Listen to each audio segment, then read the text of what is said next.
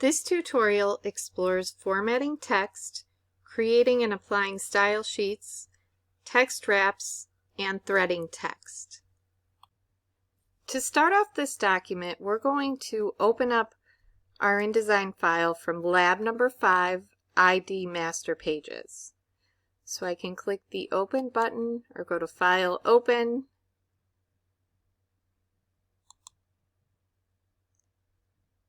navigate into your Adobe Design Suite folder, lab number 5, ID Master Pages, and then your InDesign document should be your last name 05-ID-masterpages.INDD. Click Open.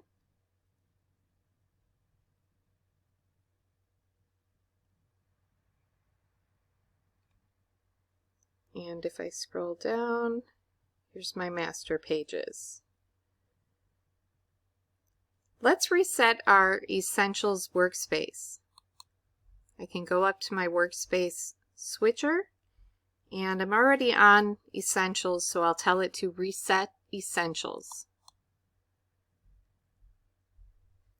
Now all my panels are snapped back into place, and before we go any further, we'll rename this document and save it to a different folder. Let's go up to File, Save As. You'll navigate back into your Adobe Design Suite folder, and we'll create a new folder titled Lab 06-ID-Type.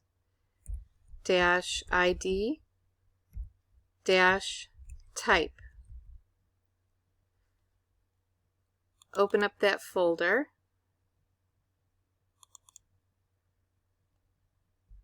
And we'll keep the file as an InDesign document, .INDD file extension. I would keep my last name, and we'll change this to 06-ID-type. .INDD. Click Save.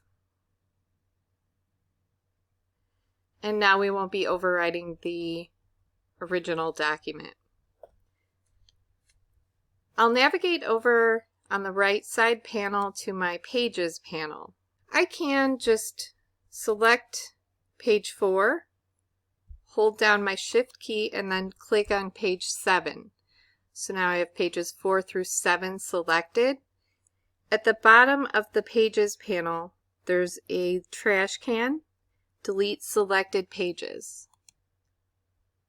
Click that, and now I only have 3 pages in my document. We can insert 2 more additional pages using the A InDesign Master Pages. So I can drag 2 down, and now I have 5 pages again. And pages 2 through 5 have the A master applied, and I have my cover page on page 1 with the None master applied to it. Save your document, File, Save. Now we're ready to download the file from your Canvas assignment. Navigate back to your web browser into your Canvas Lab 06 ID Typography, and you'll see the link to download this file.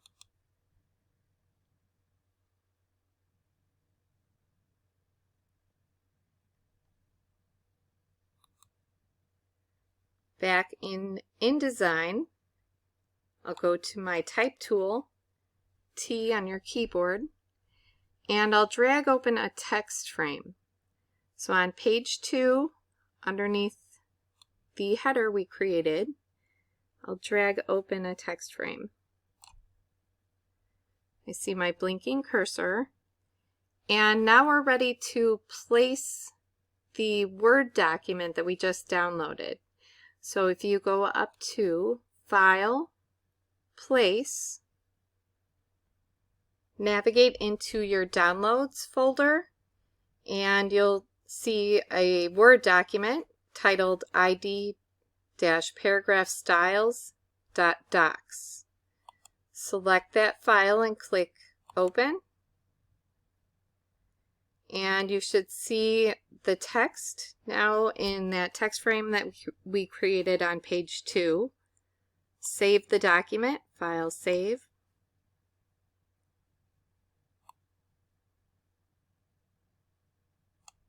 And now we can create additional text frames that are all connected. It's called threading text.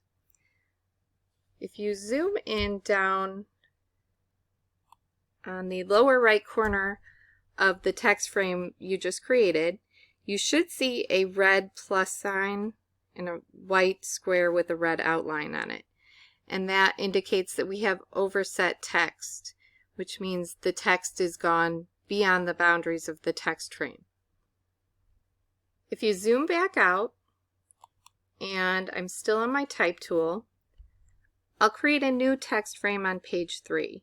So I'll click, hold my mouse key down, and I can drag over down to the lower right corner. I see my blinking cursor in there. So I've created a new text frame. It's empty right now, and these two text frames are not connected.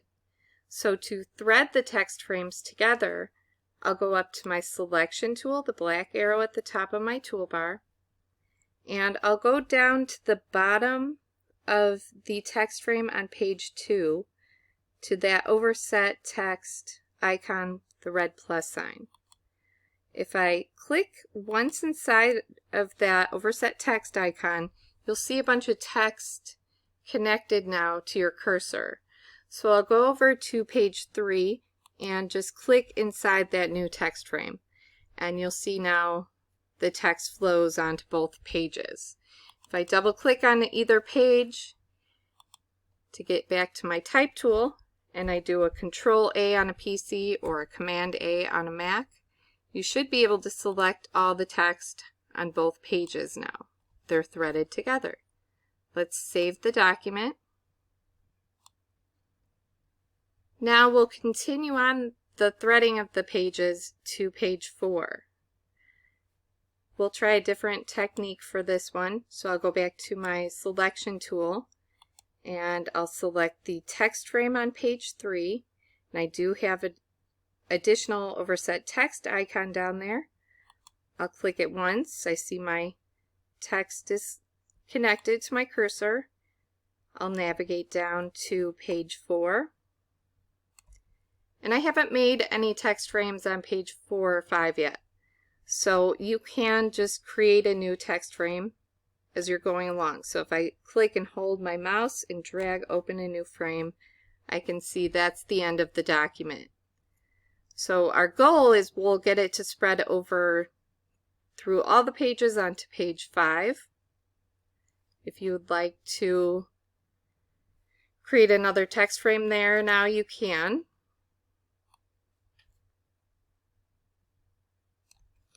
And if I go back to my selection tool, I'll select the text frame on page 4. I'll click inside the lower right hand corner.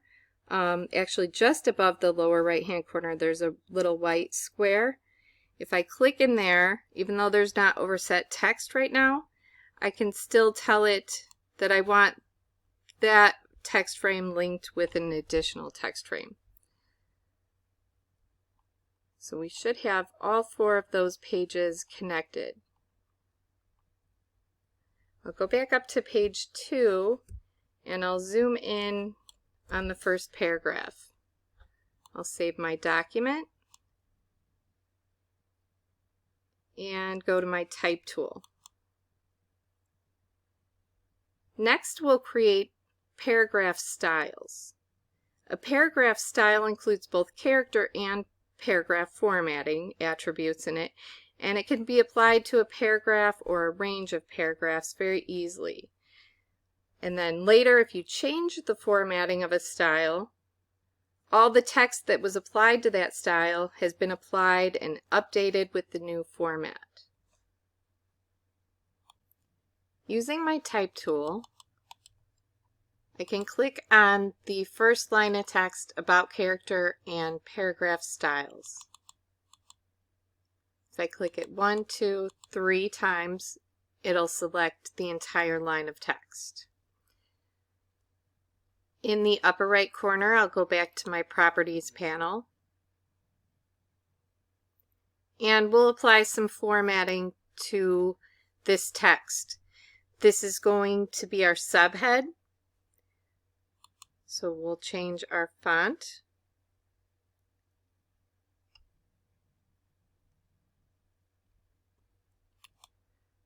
You should be able to see your text changing as you scroll down. I'm just using the scroll on my mouse. So it gives you a live preview of what your text will look like in that font. You can also filter the classification of the fonts you're looking at. So right now I have my sans serif fonts showing. That means it's a set of fonts that don't have those little tags or hands and feet at the edges of your characters.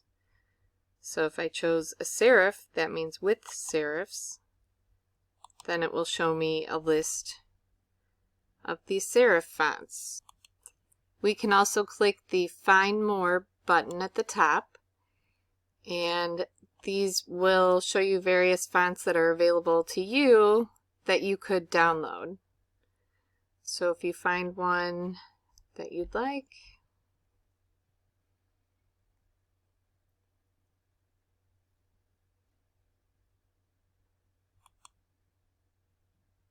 you can click Activate. So to the right of the font I'm choosing, I'm going to click Activate. Activate 6 fonts, okay. And now I could use that font. We'll click out to close that. And then after your new font is activated, I can click on my Fonts tab at the top, and then this icon, Show Activated Fonts. And I can turn off my filter and select the font now. I'll adjust my font size, and I could also change the case of my characters. I could do an all caps, I could do a small caps,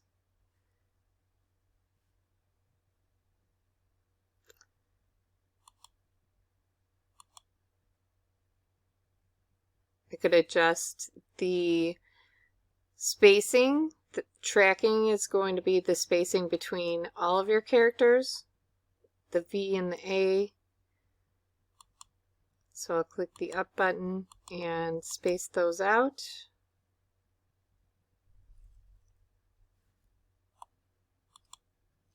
Your kerning is going to be spacing between 2 individual characters.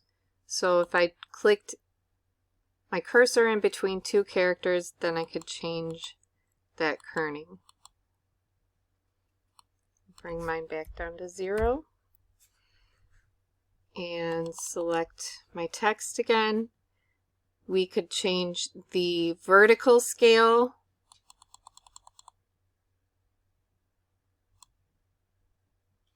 of our text. 100% brings it back down to normal, and we could also change the horizontal scale. 100. If I scroll down beneath the character panel, I will locate my paragraph panel options. I'll do a couple of things here. So I have located the box hyphenate, and I'll turn that off. And the next thing I'll do is adjust the spacing after and maybe before my paragraphs. And this will allow me to add additional space each time the Enter or Return key is pressed. If I go up to my Type menu, just to show you an example, all the way down to Show Hidden Characters, you'll see these blue colored characters appear now. I'll zoom in a little bit. And this is a return paragraph icon. So every time that paragraph symbol would be located, it would add space after that paragraph. Let me scoot over a little bit. And it's, if I hover over it, says space after. So I can hit the up arrow and add a additional space. And then I can also add some space before. It's not going to change anything right here on this example because this is at the beginning of the story, so there is no return previous to this line. But I'll set it up so that it can be used for later. Let's save our document. And I want to get to some additional paragraph options. So I'm going up to the window menu, down to Type and Tables, down to Paragraph. And that opens up an additional paragraph panel. And it's pretty close to what the one in the Properties panel looks like, but I do have the hamburger drop-down menu that gives me some additional options. And what we'll do here is add a paragraph rule. Rules are paragraph attributes that move and are resized along with the paragraph on the page. First, make sure you have your preview box selected so that you can see the changes you're making. And then you can decide, do I want to add this paragraph rule above or below my text? I'm going to choose Rule Below. And then to activate that rule or that line, I'll select the box Rule On. And now I see my line appear. And now, unlike using the standard underline option that's usually located in the character panel, I have lots of different choices for how I want my line to look. I can change the stroke weight of that line. I can also change what type of line it is. I've got all these different options for styles. I can either keep it the same color as the text or change to a different color.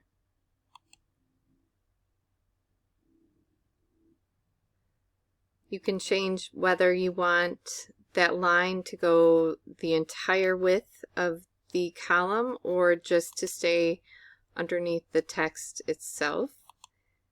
And then you can also indent it either left or right.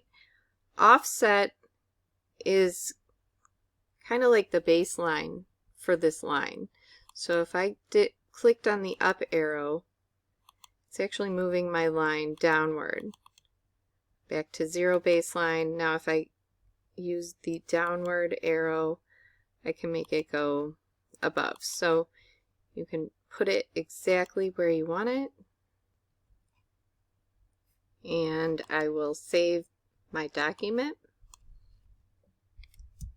If you wanted to change the fill color of your text, you could scroll up to the Appearance, Fill, click inside of there, and you could choose one of the default swatches. You could also click on the color palette. Right now it's showing me a grayscale. If I go to the hamburger drop-down menu in my fill color and choose CMYK, now I see I have the rainbow spectrum slider, and I could click in there with the eyedropper and get a custom color.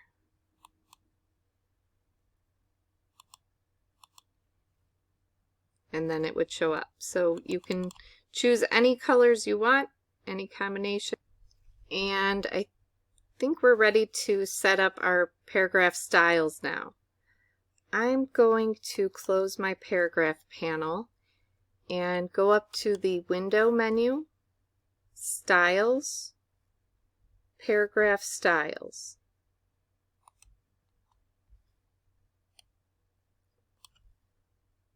I'll make sure I have that first line of text selected.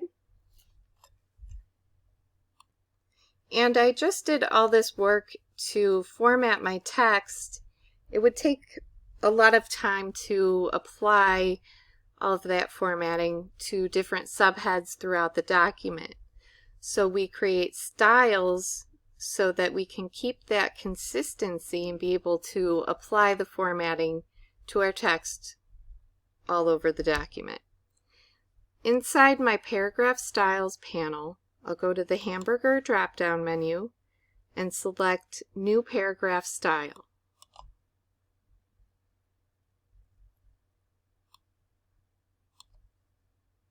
You can make sure you have the preview box checked in the lower left corner, and also on this General tab, which it should bring you to, make sure you have the Apply Style to Selection box checked. Up at the very top, you'll see Style Name. Right now it says Paragraph Style 1 for me. We'll replace that with Subhead. And if I take a look at the style settings here, these are all of the formatting options that we selected already for this line of text. I could go down the list on the side and I can choose those different formatting options here as well. Another way of doing it. If you wanted to make changes to that paragraph style, you would want to come back in here to this dialog box, make those changes in here so that it saves that style. For now, we'll click the OK button. And you should see this new style added in here that says Subhead. Save the document. And we can start to apply this subhead throughout the document now. So you're going to look through the text and locate what you think would be the subheads. They're usually a few words shorter than a regular paragraph. So the next one I see is Basic Paragraph Styles. I selected that entire line. And now in my Paragraph Styles panel, I can select Subhead, and you can see it took on the same formatting attributes.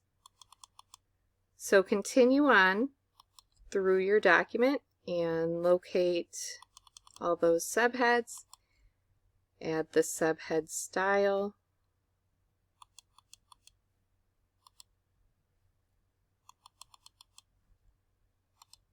and it makes it much faster and easier and more consistent to work this way. You can move your panel out of the way if you need to.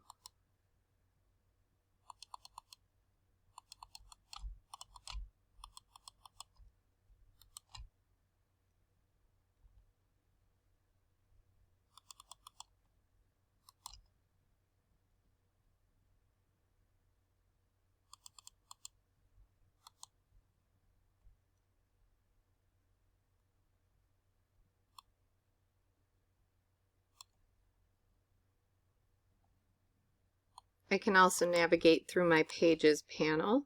I can go to page number 4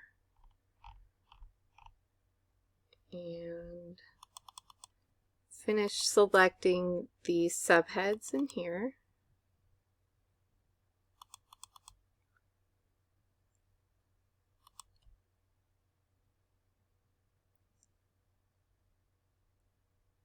Okay, I think I've got all my subheads now. I'll save the document.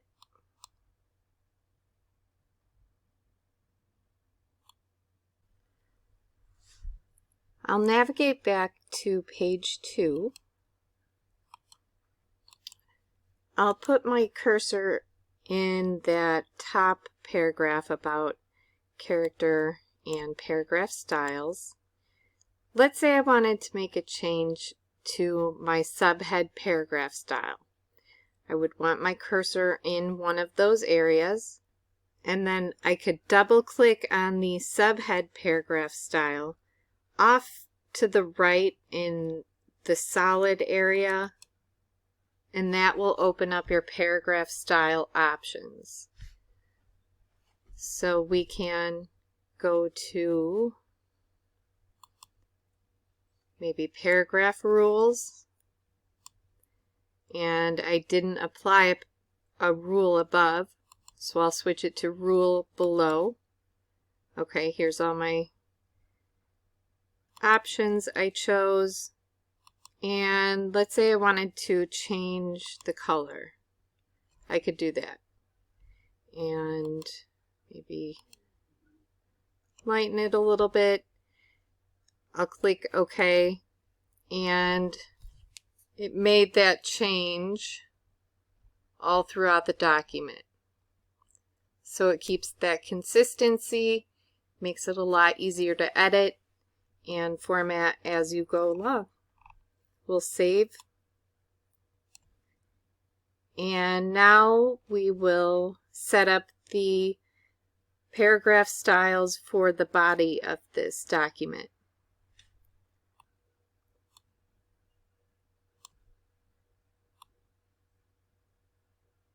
I'll go back to my Properties panel,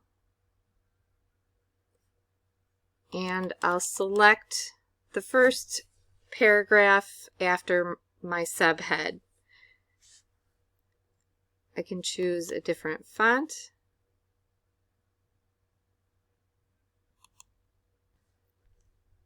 Font size.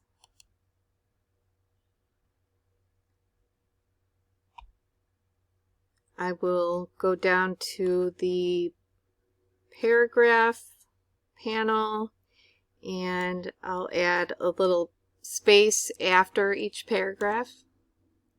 So 0.0625 is fine.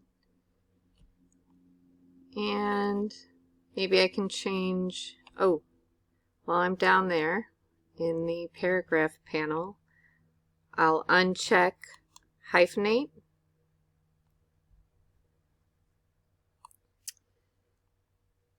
And I can change the fill color, maybe just 90% black.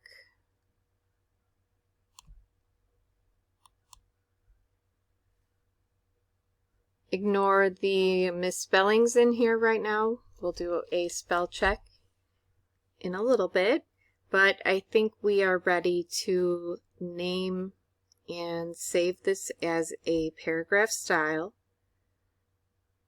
I'll click the hamburger menu in my Paragraph Styles panel and select New Paragraph Style. Again, make sure your preview box is checked and also apply style to selection. Otherwise, it doesn't automatically apply this new style to that first paragraph, even though you might think that it did. So I always make sure I have that box checked. Up in the style name, we'll rename that body. and I'll click OK. Now I can see I have body paragraph style added in there, so we can go throughout the rest of the document and apply the body paragraph style. Should probably save too. But this is a lot faster and more reliable than trying to do this all by hand, especially if it's a really large document.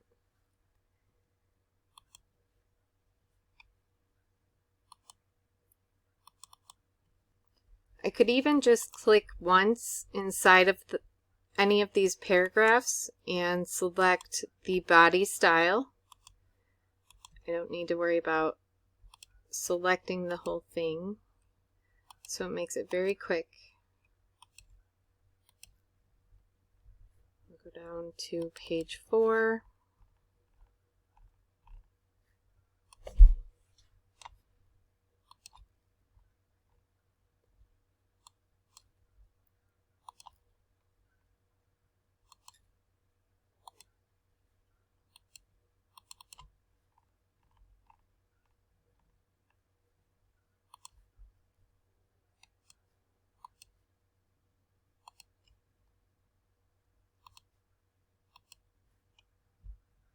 And now I'm at the end. So I have a little bit of room to play with on number 5, which is good because we're going to add an image with a text wrap on it. Let's save the document. I'll go back up to page 2. And if I did want to adjust these text frames at all, I would want to use my selection tool, and I would select the text frame, make my adjustments, and then if I wanted to keep these aligned, when I start to adjust this, I'd look for that green guide to show up, and that indicates that I've lined it up perfectly. Next, we will add a picture to a frame and apply a text wrap around that. Let's save our document.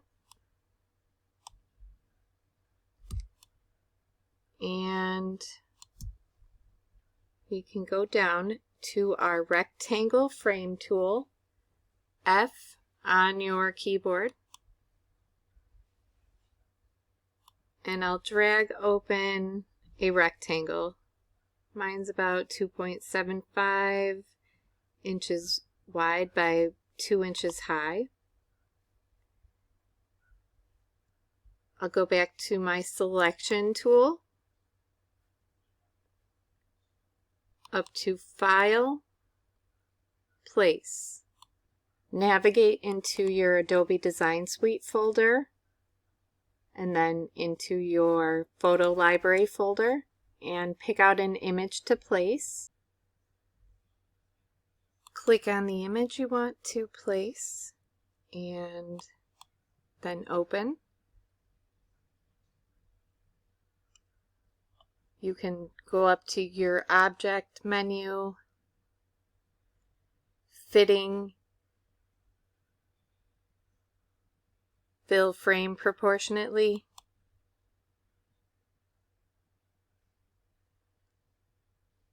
save your document, and I'll zoom in. Right now the text is flowing behind the picture. It's not affected by it at all. I'll go up to my Properties panel, and you may need to scroll down a little bit. You should see text wrap, and right now there's no text wrap applied. The second option is wraparound bounding box. And now I can see the text is no longer going underneath the image. You can see if I move the image around, that text wrap continues. Underneath the text wrap, you would have to apply one of these other options besides no text wrap. You'll see the boxes to apply different spacing for the text wrap around the frame.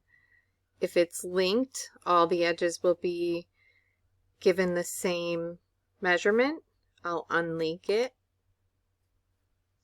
because I actually just want to do the left side. So I can go up to the up arrow and you'll see this additional bounding box appear, and that's telling me that's where it's pushing the text away from that picture. Maybe I'll add another little bit to the bottom. Save the document. You could add a stroke outline to your picture frame. I'll click inside to get to the color picker and choose my color. Then you can go to where it says stroke and change the size of the stroke.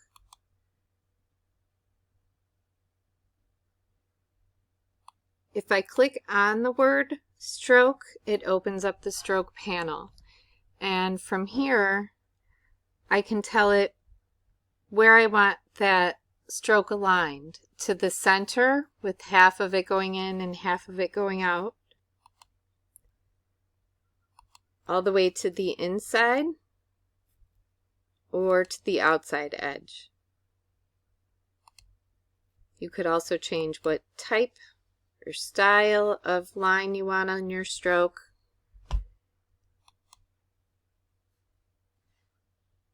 We are ready to add a caption underneath our image frame. Select your type tool, then drag open a new text frame right under that image. You might need to start kind of off into the inside margin so it doesn't think that you're trying to click inside the existing text frame. But I do see my blinking cursor, and what we want to do to this caption box is have it ignore that text wrap that was just applied to it. So I have that new frame selected. I'll go up to Object, Text Frame Options, and we can tell it to ignore text wrap.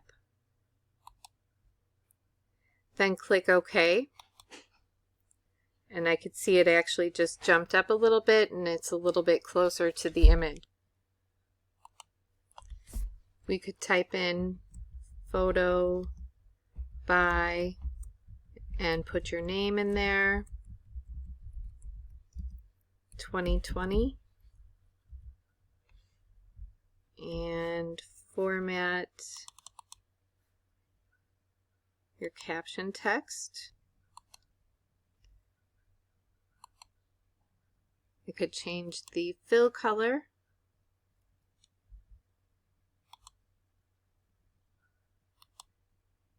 Increase the size a little bit.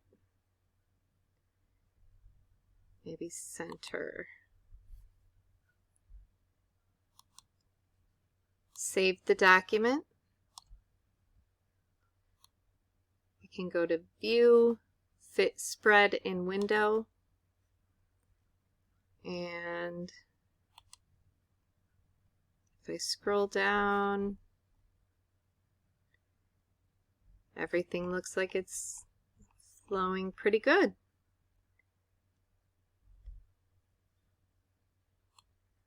Remember, if you do need to make adjustments to your styles, go through your Paragraph Styles panel and double click off to the side to open up that dialog box. Next, we'll check our spelling. Go up to the Edit menu, down to Spelling, check Spelling. You'll want to make sure you're searching the entire document.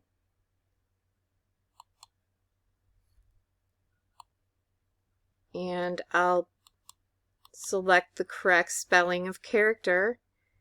For that one, I see I have these additional options to ignore all or change all.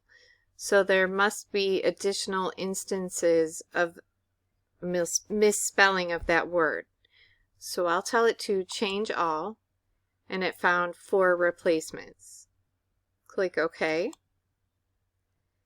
This is telling me I have an uncapitalized sentence, so I can choose the correct one, tell it change. Overset is actually spelled correctly, so I can tell it to ignore all. Unthread is also spelled correctly, so I can tell it to skip or ignore all. Another uncapitalized sentence, I'll tell it change, and then I'm done. Click the Done button and save your document. Let's open up the Links panel by going to Window, Links, and there should just be one image in there that needs embedded. So I'll go to the hamburger drop-down menu in Links and tell it to embed link. Save the document. Because we embedded all of our links, you won't need to package this document, but we will make a PDF by going up to File, Adobe PDF Presets, High Quality Print.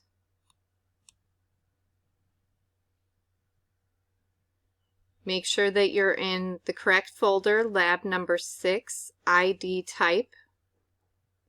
I'll keep the format set to Adobe PDF, and I'll make sure that I leave that file extension untouched.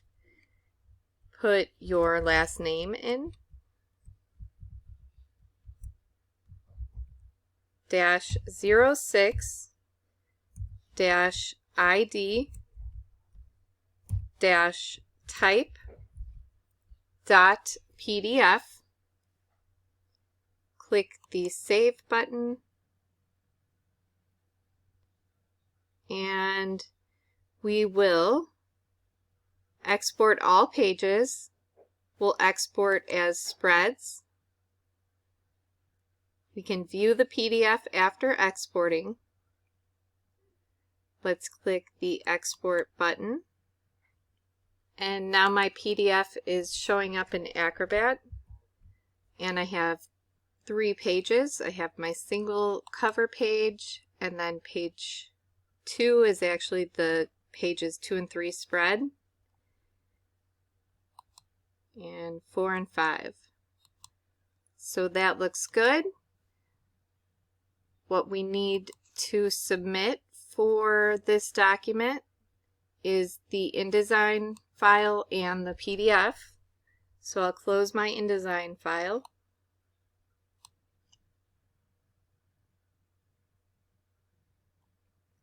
Navigate into my folders. Locate folder lab number 6, ID type. Here's my 2 documents, the InDesign document and the PDF. I'll select both those documents, and I could right click on a PC and tell it to send to compressed zip folder. I'll keep the name the same, and this zipped file is what you'll submit to Canvas for this lab. In this lab, we added live text to our master page document. We formatted the text, created style sheets, placed an image and applied a text wrap, and threaded our text throughout all of the spreads. We created a PDF that also had the spreads in it, embedded our links, and compressed the document. Thank you for watching.